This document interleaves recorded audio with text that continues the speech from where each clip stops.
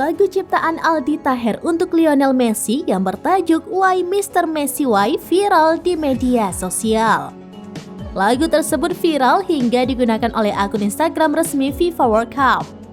Dengan viralnya lagu Why Mr. Messi Why, Aldi Taher berharap Messi akan datang ke Indonesia. Seusai lagunya viral, Aldi Taher memiliki permohonan untuk Presiden Joko Widodo.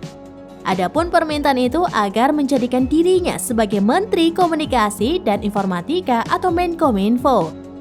Alasannya adalah karena ia sangat ingin memperkenalkan budaya, makanan, hingga tempat-tempat indah di Indonesia kepada Messi. Sementara Aldi Taher mengaku terkejut lagu ciptaannya debut di akun Piala Dunia.